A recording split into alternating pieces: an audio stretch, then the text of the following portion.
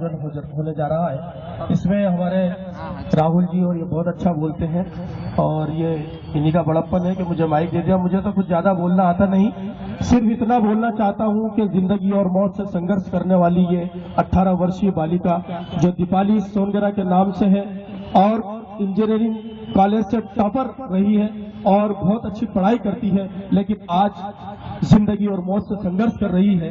आज ये महफिल जो सजाई गई है, ये इतने बड़े बड़े सिंगर यहाँ पर बुलाए गए हैं एंकरिंग करने के लिए। स्पेशलिस्ट जो एंकरिंग होती है उसके लिए यहाँ पर उनको बुलाया गया है। मुझे एंकरिंग करना नहीं आती, लेकिन सिर्फ एक रिक्वेस्ट करना आती है कि जिंदगी और मौत से संघर्ष करने वाली ये बालिका, इसे इंतजार है कोई ऐसा भाई बन जाए जो इस डब्बे में 10 रुपए, 20 रुपए या 50 रुपए डाल दे।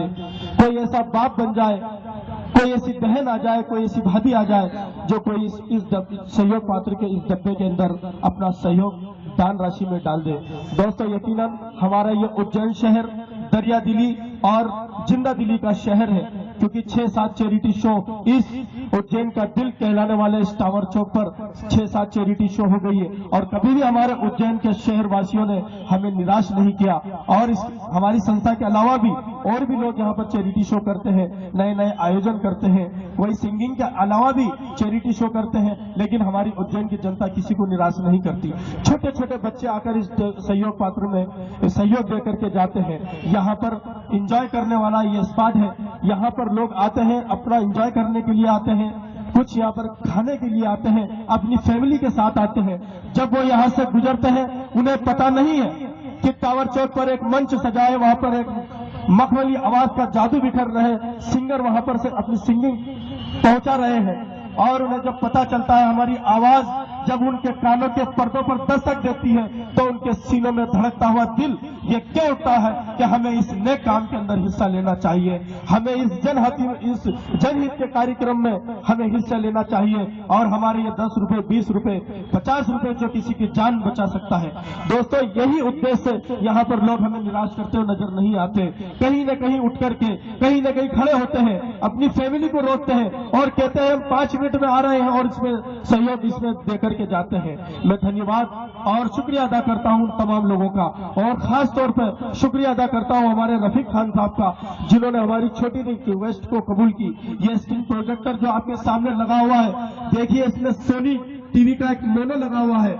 दोस्तों, ये देखिए हमारे भाई, जब हमारी आवाज इनके कानों के पर्दों पर पहुंची तो यकीनन इन्होंने सोचा कि इस जनहित के काम में हमें हिस्सा लेना चाहिए। हो सकता है भैया कि आपके इस 10 रुपए, 20 रुपए जो भी आपने इसमें दिए हैं, हो सकता है उस बच्ची का, उस दीपाली सोनगरे का नाम, उसकी जिंदगी का नाम इसी नोट पे लिखा हो ना हो किसी न किसी रुपये पे किसी न किसी का नाम लिखा हो। हमारी टीम के अंदर रवि चौहान जी, हमारे सरफराज भाई और उनकी टीम आजाद भाई यहाँ पर मौजूद है, हमारे बंटी भाई यहाँ पर मौजूद है, ये आसिम मंसूरी साहब जिनके कॉलेज की लड़की है, ये इन्होंने पूरा बीड़ा उठाया और इस पूरी महफिल को सजाया और हम सब लोगों ने मिलकर के इस काम को आगे बढ़ाया। मैं बात कर रहा था रफीक खान साहब की, जो सोनी टीवी पर अपनी आवाज के जादू से सबको मनमोह कर दिया था। यहाँ तक कि अमिताभ बच्चन साहब का, ये देख रहे हैं आप स्क्रीन प्रोजेक्टर पे, आप देखिए अमिताभ बच्चन साहब का भी दिल इन्होंने जीत लिया था। अमिताभ बच्चन साहब ने अपनी कुर्सी को छोड़ करके रफीक खान साहब को गले लगाया था और कहा था कि अगर मेरी अगली कोई सी फिल्म हुई तो रफीक साहब मैं आपके गीत को इसके अंदर रखूंगा।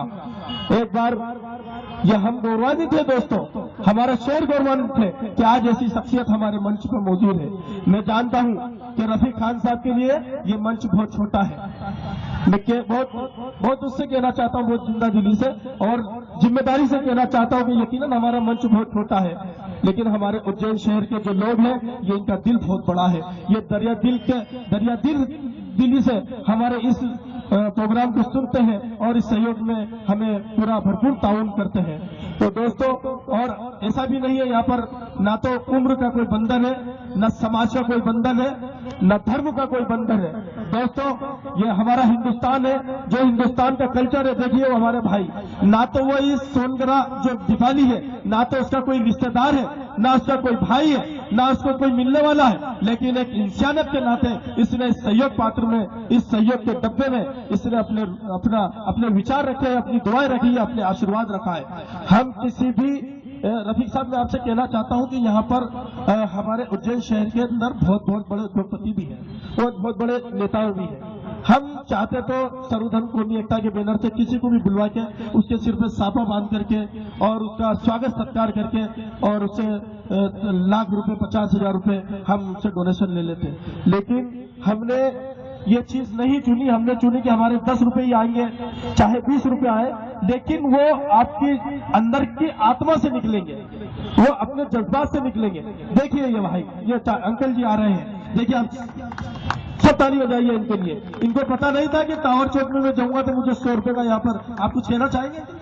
देखिए ये आए हैं, ये इनको मालूम नहीं था कि टावर चौक में मैं जाऊंगा तो यहाँ पर मुझे 100 रुपए या 20 रुपए या 50 रुपए डालना पड़ेंगे, लेकिन हमारी आवाज जब इनके कानों तक पहुंची, इनको लगा कि ये किसी की जान बचाने के लिए काम कर रहे हैं, किसी को जिंदगी देने के लिए कार्य कर रहे हैं, क्योंकि जिंदगी का लेना और जिंदगी का देना उस ऊपर वाले के हाथ में है, उस नीली छतरी वाले के हाथ में है, लेकिन कोशिश करना हमारा काम है, दुआ देना हमारा काम है, आशीर्वाद देना हमारा काम है। और इस तरह के आशीर्वाद के रूप में जो 100 रुपए 50 रुपए अंकल जी ने डाले हैं, बहुत बहुत धन्यवाद। हम आपके विचार जानना चाहेंगे। मैं तो एक सामान्य आदमी हूँ, बिल्कुल जिला पंचायत उज्जैन में नौकरी करता हूँ।